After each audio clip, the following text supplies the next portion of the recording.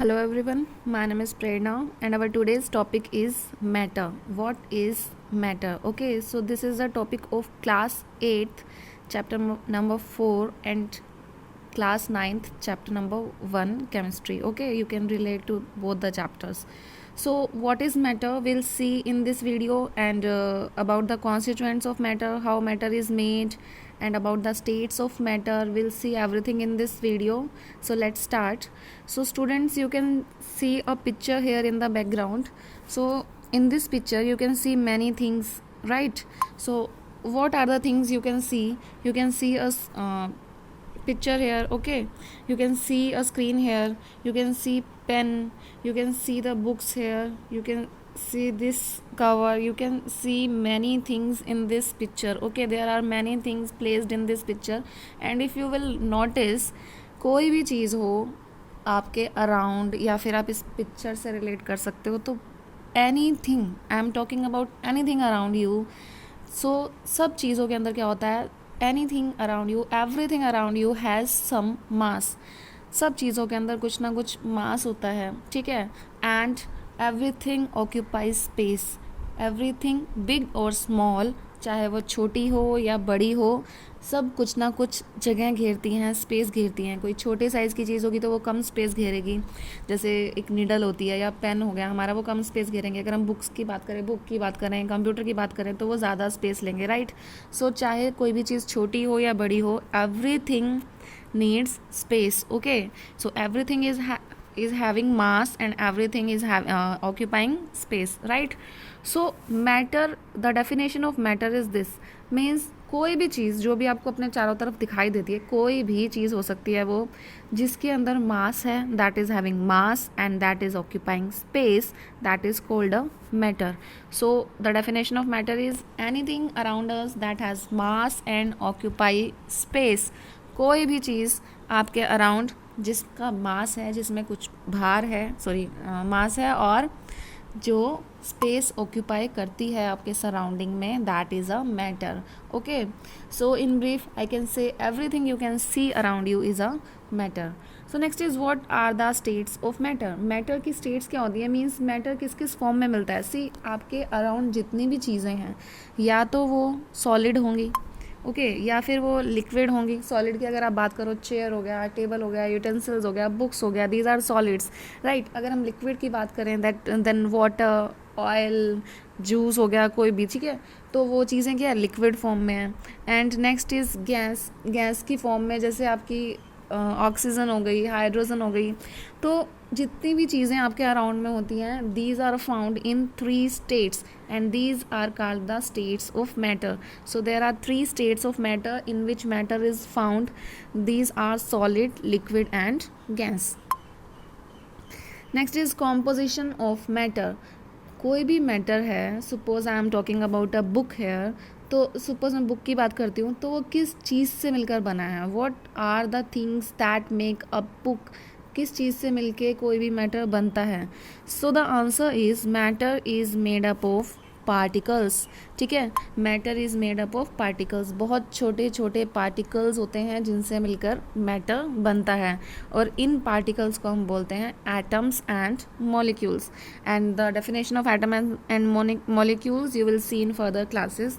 So these particles are very small beyond our imagination. means हम imagine भी नहीं कर सकते कि particles इतने ज़्यादा small होते हैं, ठीक है, बहुत ज़्यादा स्मॉल होते हैं. If you will talk about the nib of a needle, अगर आप एक नीडल की निब की बात करोगे जो उसका पॉइंटेड एंड होता है, तो उसमें भी बहुत सारे, जो आप काउंट भी नहीं कर सकते, इतने सारे अमाउंट में जो पार्टिकल्स होते हैं, ठीक है. तो you can not imagine the size of those particles, ठीक है, वो इतने ज़्यादा स्मॉल साइज़ के होते हैं. Okay, and these particles are called atoms and molecules. ठीक है, see, atoms are the particles of same size and we can say of same type, right. और अगर हम मॉलिक्यूल्स की बात करें, मॉलिक्यूल्स कैसे बनते हैं, एटम्स से मिलके बनते हैं, ठीक है. तो मॉलिक्यूल्स दो या दो से ज़्यादा एटम्स से मिलके बनते हैं, और वो एटम्स एक जैसे भी हो सकते हैं और अलग अलग भी हो सकते हैं.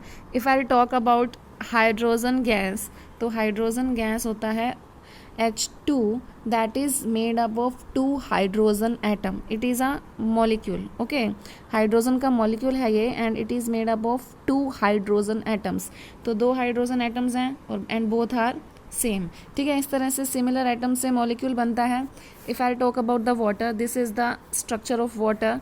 तो इसके अंदर आप देखोगे वाटर का फॉर्मूला आपको पता होगा, H2O means 2 atoms of hydrogen and 1 atom of oxygen. So these are the 2 atoms of hydrogen and this is 1 atom of oxygen. Okay, तो इसमें क्या है, जो एटम्स हैं different atoms join to form a molecule that is water. Okay, इस तरह से सभी मैटर जो भी आप अपने चारों तरफ देखते हो, these are formed with the help of these atoms and molecules. Okay, so this is the composition of matter. Next topic is classification of matter. Matter हमने देखा अभी बहुत सारी चीज़ें हैं हमारे चारों तरफ जिसको हम मैटर बोलते हैं. तो हम क्लासिफिकेशन के बारे में देखेंगे मैटर की. मीन्स मैटर को हम कैसे क्लासीफाई करते हैं, कैसे ग्रुप कर सकते हैं उसको.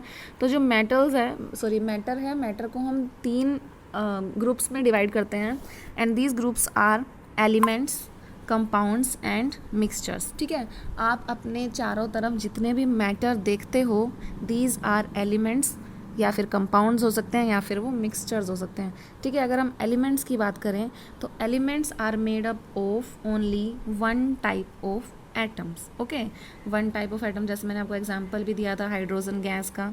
ठीक है, so these are the elements and these are purest form of matter. Pure matter होते हैं ये. ठीक है, next if will talk about the compounds. Compounds are formed with the help of 2 और मोर टाइप ऑफ एटम्स. जैसे मैंने आपको water का एग्जांपल दिया.